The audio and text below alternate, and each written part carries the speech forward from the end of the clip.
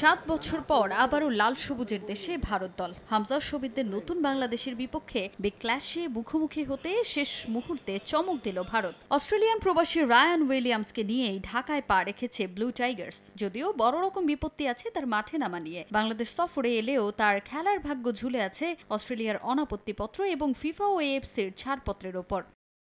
অস্ট্রেলিয়ায় জন্ম নেয়া উইলিয়ামস সম্প্রতি তার ভারতীয় পাসপোর্ট হাতে পেয়েছেন। প্রবাসী ফুটবলার হিসেবে প্রথমবারের মতো রায়ানকে অন্তর্ভুক্ত করার চেষ্টা চালিয়ে যাচ্ছে AIFF। অস্ট্রেলিয়া জাতীয় দল ছাড়াও ইপিএলে ফুলহাম ও বোর্নমাউথের হয়ে খেলার অভিজ্ঞতা আছে রায়ান উইলিয়ামসের।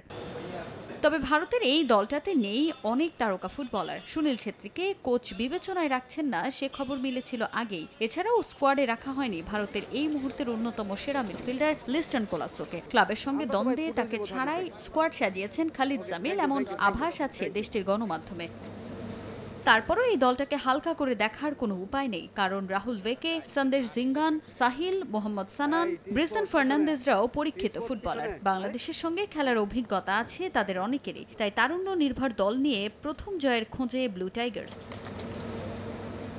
বাংলাদেশের বিপক্ষে লম্বা সময় ধরে অপরাজিত ভারত ফুটবল, সেই আত্মবিশ্বাস নিয়েই লাল সবুজে ওরা। যদিও হোম ম্যাচে হামজাদের বিপক্ষে বেশ নড়বড়ে ছিল ব্লু টাইগার্স। এবার প্রতিপক্ষের মাঠে কতটা চ্যালেঞ্জ নিতে পারে দক্ষিণ এশিয়ার সফলতম দলটি, তাই এখন দেখার বিষয়। তাজিম খন্দকার, সময় সংবাদ।